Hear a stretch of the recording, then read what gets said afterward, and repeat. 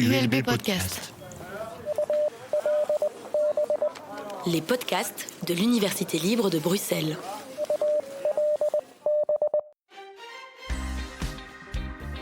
Talking with you. The student's point of view. We are here to talk.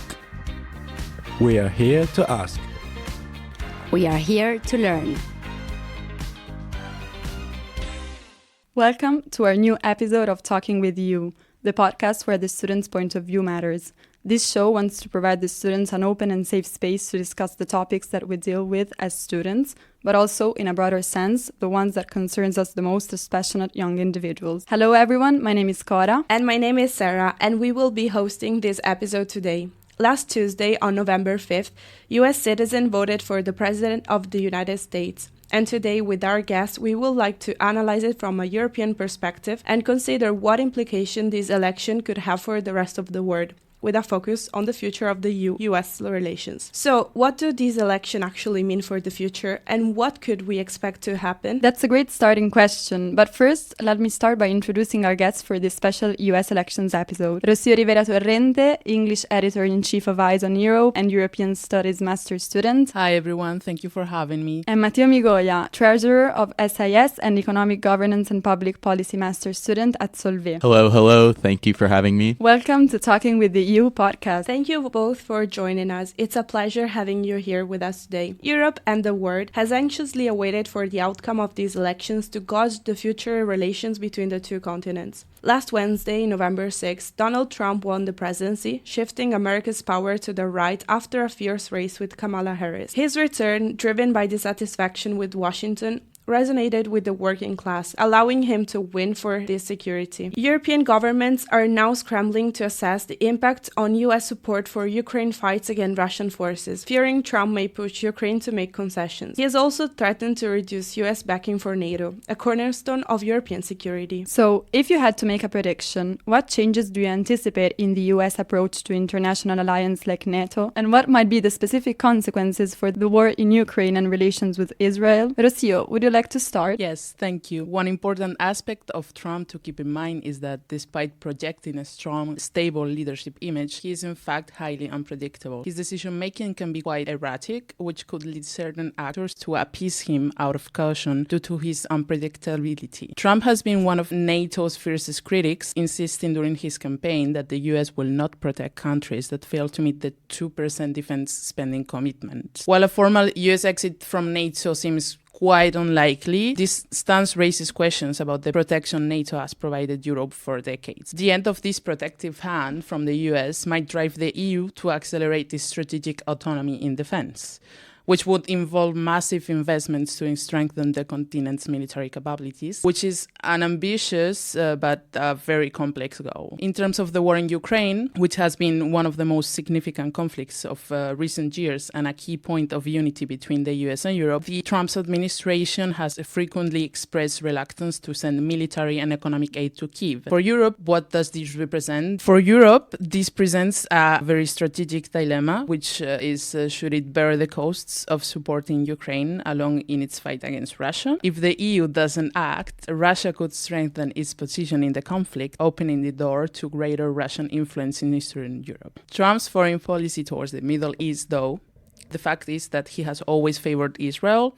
This doesn't at all mean that the Democrat Party would have done better, but it's a very big evidence that his strong support for Israel will lead to a peace heavily tailored to Israeli interests, given his very big friendship with Israeli Prime Minister Netanyahu. And what do you think about it, Mateo? Yeah, so I feel like Rocio did a pretty good job explaining the overall geopolitical situation and potential implications of Trump taking office. I could start with NATO and elaborate on the 2% quota for GDP military spending that Trump has been very vocal about. Obviously, the United States right now has been spending more than any other NATO country, and Trump has made this clear to other countries, and it's likely that these pressures will increase during his presidency. So it would likely be the responsibility of other countries in the organization to decide if they're willing to increase their spending or not. And I also agree with Rocio that the United States is still not very likely to leave NATO, even though many people fear that that could be the case, and Trump did hint at that back in 2018. However, that is still something very extreme, very unlikely to happen, and we know that Trump has a pretty good relationship with Mark Rutte, the chief of NATO, with whom he's built a lot of rapport with while he was the prime minister of the Netherlands. So we can hope that in Trump's next presidential term that they can maintain this good relationship, and that the likelihood of the United States already leaving NATO being quite low remains low. However, we still could see some serious implications as far as the outcome of the current invasion. I do think it is likely that we could see a potential ceasefire with the current invasion in Ukraine during Trump's presidency. However, this might come at the cost of Ukraine being required to seize some land and miss out on the opportunity of joining NATO or the European Union, which they have been in the process of working out for the past 2 years. And this could also pose a lot of potential risks geopolitically, especially with the rising movement of the BRICS, where we see Russia and China especially working together, doing so in a manner that could pose a potential threat to the West. And finally, when looking at what's going on in the Middle East, in my opinion, I think that it's likely that not much will change dramatically, at least at this given moment, since Trump has a pretty good relationship with Israel and Netanyahu. Thank you both for your insightful sharing. Over the past few years, we've witnessed significant tension between the United States and European Union, particularly under President Trump's administration. His stance on issues like trade, climate change, and international agreements often put him at odds with the European Union leaders. Now, with his return to office, many are wondering how his approach with the EU will evolve. Will we see continued tensions, or could there be new opportunities for cooperation? Given the current global challenges like trade, climate change, and opposite perspective and values between the two continents, how do you think Trump will respond to Europe's stance on these key issues? Mateo, what's your take on this? Yeah, so we can start with trade. As many of us know, Trump has been very vocal about the tariffs that he's looking to impose on European goods, with a rate being between 10 and 20% and up to 60% on Chinese goods, which would also have an influence on Europe, because we have seen tariffs placed on Chinese goods in the past, notably in 2018, and this led to the exportation of goods from China in Europe because of the lack of demand for those goods in the US. So we could see something very similar in Trump's next term. Even it could potentially be more extreme with the figures that Trump has been stating for the tariffs. And we could also see backlash from the European countries with counter tariffs. And we don't know what kinds of results will arise from this, but there has been significant backlash from economists and even celebrities. For example, billionaire and celebrity Mark Cuban has been very vocal about his opposition towards the tariffs specifically, which led him to ultimately endorse Trump's opposer, Kamala Harris. Thank you, Mateo, for your answer and your sharings. Indeed, Trump's administration always viewed Europe as both a partner and a competitor, I would say, often clashing on trade policies, but also climate commitments. And what about you, Rocio? Yes, I completely agree with both you, Mateo and Cora. I think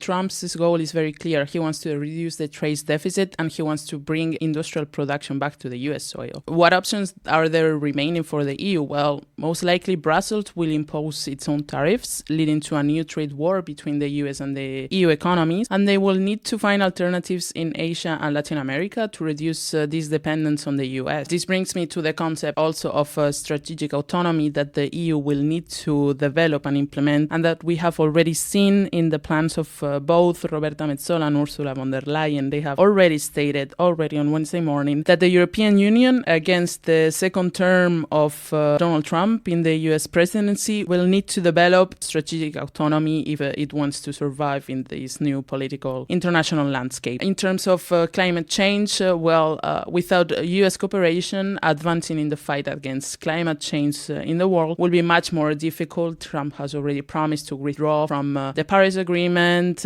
He has already said he will abandon climate commitments and he will repeal the Inflation Reduction Act. So it's a very tough scene out there. Yeah, and just to add to the climate point that Rocio made, as we know, a lot of the European countries have very ambitious goals for maintaining low carbon emissions. Obviously, with Trump in office, it's likely that he is not very interested in aligning with the EU as far as those goals are concerned. So that's something that we can see. So kind of like Trump's last term, we'll probably see something similar in the sense that climate will not be very high on his list of priorities. Thank you both for your sharings. Now, bringing back the focus to Europe, as both of you are studying European studies, what lesson do you think the EU can draw from the US elections, particularly regarding voter engagement and political participation? For instance, in the most recent EU elections last June, voter turnout was 50.74%, roughly the same as it was 5 years ago. In contrast, the turnout in the 2024 US elections was 64.5%, which is a little less than the 66% turnout in the 2020 US election. Given this data, how do you think the US effort to boost voter turnout or the impact of social media on political campaigns might influence the EU's approach to engaging its citizens in future elections? Do you think the EU has something to learn from the US in this regard? Rocio, what do you think? Yes. Well, the United States, as the European Union, is very broad in terms of context within member states and within states in the US, and there is a very diverse landscape of political priorities among citizens. I think, for example, Harris and the Democrats'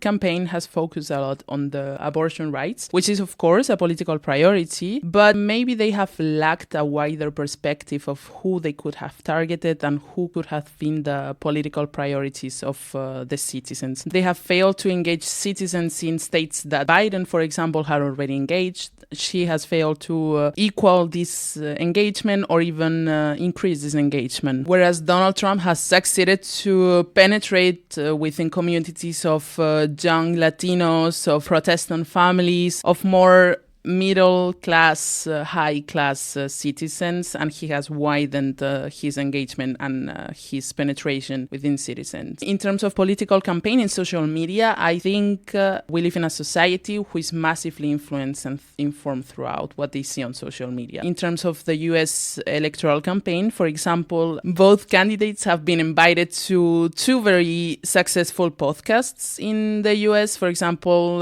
Harris was present on one of the most famous podcasts in the US, called Her Daddy, whereas Donald Trump was in the Joe Rogan's podcast Talking, which is a very, very strong asset when we are campaigning electorally, because as I said, social media now is our information source mainly. I also wanted to raise the point of public figures endorsing either of the candidates. So we have Elon Musk endorsing Donald Trump and favoring his ideologies and his presence in X, and we have, among others, Taylor Swift endorsing Kamala Harris, which definitely in both cases increase voter turnout and increase especially young voters to engage in these elections. So to wrap up, the EU can apply a lot of these tactics in their next strategic campaigns. It is a fact that they already have. For example, during these 2024 European Parliament elections, there was already a very big social media campaign of raising awareness of what the European Parliament does, what it means voting for them. But also there has been campaigns coming from the different political groups in social media. And I think they continue to campaign. So electoral campaigning, I think, is not a thing that's stalled, but rather is a continuous movement of the development of a persona and of ideologies and so on. And social media is, at this point, I can state as a fact that for the future will be the biggest asset a political representative can use. And Mateo, what would you add on this from your point of view as a US citizen? Yeah, so I think Rocio summed it up pretty well for both candidates. They had their unique strategies for how they would rally their voters. I think it's also important to note that Trump has his own social media platform. I think with that, he was able to get his fan base excited, which we know has been very important for the result of this election, as Trump voters were very vocal about their support towards him. And I think it was also pretty interesting to see high support for Trump amongst Latino voters and also young men. And I think a huge reason why large support for Trump amongst young men for this was specifically because he went on the Joe Rogan podcast and a series of other podcasts, because at the end of the day, this type of media is what's popular amongst the younger generations, and it will continue to be the case for the next few years. So this focus on Trump's social media platform, along with other social media platforms like X, where Trump has obviously built a pretty good relationship with Elon Musk, who owns the platform, along with the multiple appearances on podcasts and Trump's charismatic and entertainer-like personality have, in my eyes, have been what ultimately have contributed to Trump's success in this election. And as for Kamala Harris, we know that she made similar appearances, like on SNL, for example. However, I believe that the reason why the election ended up the way it did was because she was unfortunately unable to attract high voter turnout amongst females, which I think is what ultimately costed her in this election. I also think the result of this election was ultimately due to the Democratic Party's last-minute push for Kamala Harris to run in place of Joe Biden, which I think ultimately led to Kamala Harris and Walz not being able to have enough time to build up enough momentum compared to Trump, who was previously president and has this experience of rallying voters, coupled with his strong, compared with Trump, who has previous experience in the White House, has rallied several times in several different parts of the country, and really knows how to get people excited and enthusiastic for what he has to offer. Okay, thank you guys. As we've discussed today, the future appears to be uncertain, with both Europe shifting further to the right and the US potentially following. This trend raises concern, of course, about a potential turn towards isolationism at a time when global conflicts and crises demand unity and collective action. With pivotal elections looming in Europe, the stakes for international cooperation and democratic resilience have never been higher, but we will see how events unfold. Before we wrap this up, we'd like to extend a heartfelt thanks to our two guests, Rocio and Mateo, for joining us today and sharing their valuable perspective on one of the most pressing topics of the week. Thank you both for sharing your insights on this special episode of Talking with the EU. Thank you again for having me. Until next time. Yeah, thank you for having me as well, and good luck to the US and also to Europe. I also want to thank you all for listening to one more episode of Talking with the EU, the student point of view. Until next time. This podcast was sponsored by the Institut d'études européennes of the Université Libre de Bruxelles, which we thank for the opportunity of this space.